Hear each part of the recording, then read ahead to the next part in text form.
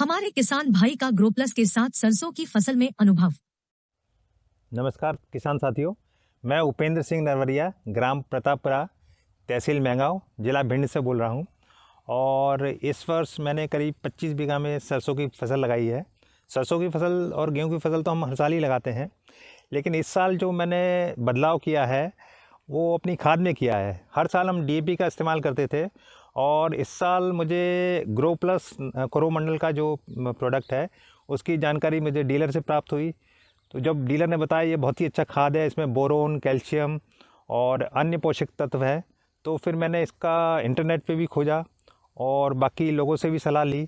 कृषि कॉलेज में भी मैंने पता किया और इसकी रिपोर्ट मैंने जबलपुर विश्वविद्यालय में जो गवर्नमेंट का जो डेटा है जिसमें चने की लगभग 25% उन्होंने फसल बढ़ा के लगाई थी, उसके बाद मैंने इसको अपनी सरसों में डालने का निर्णय लिया। और मैंने लगभग अपनी पूरी 25 बीघा में ग्रो प्लस ही इस्तेमाल किया और डीएपी का एक दाना भी इस्तेमाल नहीं किया। उसके बाद मैं अब जो देखता हूँ फसल लगभग 2 महीने की हो गई है और फसल में मैं देख रहा हूँ कि पिछले जो अभी तक जो मैंने फसल ली थी और इस बार की जो फसल है उसमें बहुत बड़ा अंतर मुझे देखने को मिला है।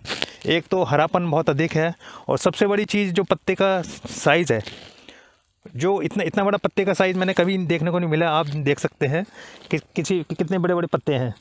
तो ये एक सामान्य सी बात है, जिस फसल के जितने बड़े पत्ते होंगे वो ज़्यादा भोजन बनाएगी सूर्य की रोशनी लेकर के। तो इसलिए मुझे उम्मीद है कि इस बार का उत्पादन बहुत ही अच्छा होगा। अभी तक का जो उत्पादन हम लेते थे लगभग 4 कुंटल प्रति बीघा के हिसाब से लेते थे मैक्सिमम, और पिछले साल भी मैंने काफ़ी कुछ डाल करके देखा लेकिन 4 कुंटल से ऊपर नहीं लग पाए। लेकिन इस बार के जो मेरे फूलों की संख्या है, जो पीलापन है और जो पत्तों का जो साइज़ है, उस हिसाब से मुझे लग रहा है कि 5 से 6 कुंटल प्रति बीघा यानी कि 50% की बढ़ोतरी मैं उम्मीद करता हूँ। बाकी फसल जब आएगी तब मैं आपको एक्चुअल बताऊँगा कितना उत्पादन हुआ है।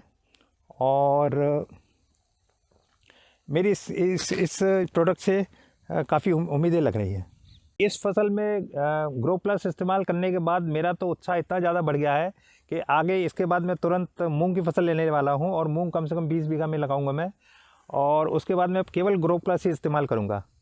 तो बाकी मेरे सभी किसान साथियों को ये सलाह है कि आप ग्रो प्लस एक बार ज़रूर इस्तेमाल करके देखें।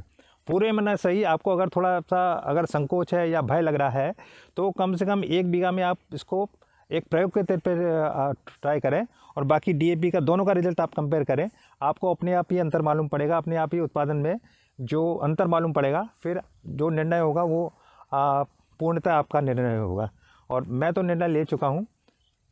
यही मेरी सभी लोगों को सलाह है कि आप ग्रो प्लस जरूर इस्तेमाल करें। नीचे दी गई तालिका में ग्रो प्लस की तुलना डीएपी से की गई है कि किस तरह किसान भाई 3 बोरी ग्रो प्लस और 20 किलो यूरिया का उपयोग करके डीएपी से ज्यादा पोषक तत्वों वाला खाद उपयोग कर सकते हैं और फसल को दे सकते हैं संपूर्ण पोषण। सरसों की फसल के लिए पोषण प्रबंधन और उर्वरकों का आयोजन।